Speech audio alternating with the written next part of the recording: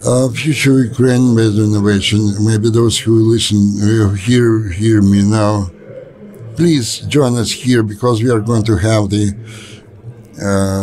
performance of the star of technology and journalistic. We invite here Michael Butcher, who is founder and the editor of TechCrunch for 18 years. He is the founder of the editor of Pet Founders, one of the most influential people in the European technological community. Michael?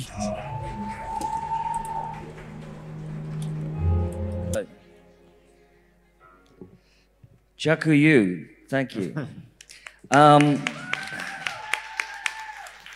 I've been practicing all week. Oh, this is me. Okay. Wow. Where shall I stand? Hi, everybody. I'm just going to do a really quite quick chat about what I think is important to build technology ecosystems, especially for startups.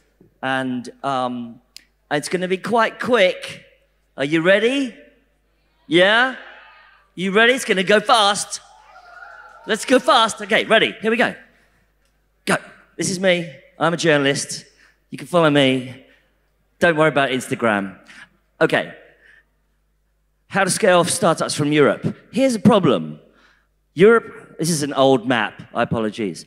But this is Europe and the North Africa and blah, blah, blah. And it's big and it's fragmented and we're super fragmented and nobody knows what's going on. And here's Silicon Valley. Silicon Valley, this is just one part of Silicon Valley. And you can drive up and down the 101 highway, and you will find many, many tech companies. And so the concentration is tough to beat. And also, this is one big single market, and we are not. So we don't have one big single tech cluster. There's a lot of red tape, there's lower investment, and it's tougher to hire and fire quickly. So what do we do? How do we address this problem? Solutions. You've got a lot of state and private sector cooperation. You've got education is so important. Getting kids to learn technology. China is now teaching kids who are 6 years old AI. 6 years old. We have got to get on the program immediately. Stop being scared of AI, start using it, and start teaching the kids.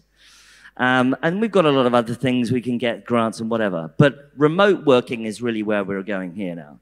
So to build your ecosystem, you need to expand the information about what is out there. Open source it, send it to the world. You know, allow people to get into your ecosystem. Hype your successes. Why do Americans always hype their successes? Hype themselves over and over again. And we need to do that, a lot more of that in Europe. Give equity away to staff. Let 1,000 flowers bloom. The receptionist on Facebook became a multimillionaire and is now an angel investor. That's how we do this. And let's get our tech hubs organized as well. So how do we do that? Well, first of all, let's get smart. Who built UiPath? Anyone know? This guy. Does anybody care? He's from Romania? No. Nobody cares Daniel Dines is from Romania. Why? Because nobody cares that he's from Romania. So I'm British. Does anyone care when I walk in the room that I'm British? Well, sometimes they do. But it's not important. It's not important where you're from. In the technology world, we're all about products. What is the product? What is the problem you are solving with the product? That's what we do. That's how we make this work. That's how we sell ourselves to the world. So, yes, you can build a product in a country and get traction early, but the product is king. Aim for a niche. You don't have to take on the world. Aim for a problem that nobody else is solving, that nobody else is addressing. And if you own that problem, if you own that niche, you can win. So But also, don't think about just home. Always think internationally. Why are there so many startups that are successful in Estonia? There's no home market. It's too small. It's actually a disadvantage to have quite a big market. Actually, it's quite a disadvantage for Polish technology companies because they only ever build for Poland. They don't go international. When you think internationally, suddenly you have the whole world at your feet. So don't think about your home market, think international. Now, the next thing is, if you're in startups, if you're in technology, you have to be a communicator. There's no way around it. You must communicate it. Why? Because you are trying to change the world. And the only way to change the world is by communicating, by selling a vision, by storytelling. How do we do that? Well, first of all, let's all get really, really good at English, because guess what?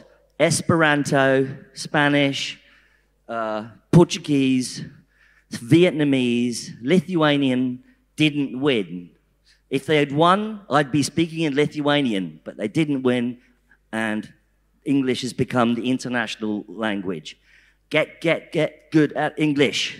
That's what I'm going to say. I'm sorry, it sounds like a British thing to say, but it's the international language of the technology industry.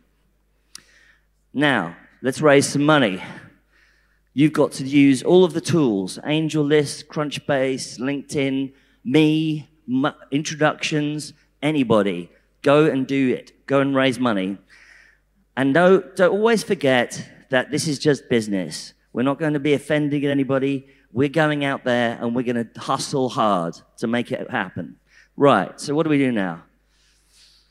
You can do it in Europe if you're smart. You don't have to go to the US.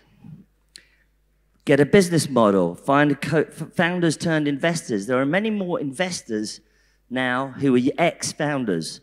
So VCs who are ex-founders are great. And I think it's worth looking into that. Warm intros, not cold emails. Bootstrap as long as possible. Use Angel. Don't give away too much equity too early. Get some grants. Keep networking at these conferences.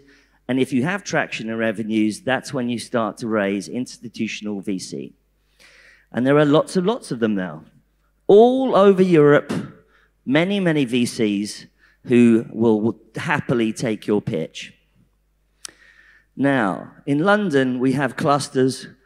You have Warsaw, there's Google's, oh, sorry for the spelling mistake. There's lots of clusters. It's worth actually thinking about clusters. Because if you have clusters, you can make noise. You can say, we have a cluster in Kyiv. We have a cluster in Lviv. Let's go. This is what we did in London. People started joking about Silicon Roundabout, and suddenly it was real. Suddenly these guys with beards were in fashion magazines. Makes no sense, but it happened. And then we started mapping them. Here they are. Lots of people, all at Regent's Park, Victoria Park, Southwark. This is me down here. I live here. And investors like these clusters because they can get around. Once you can put them on a map, you can go, right, I'm going to have a meeting with this guy, a meeting with this person, a meeting over here. And we love all of that. That's so useful. In Berlin, they had Silicon Alley. In Paris, they had Silicon Sautière with very good croissant.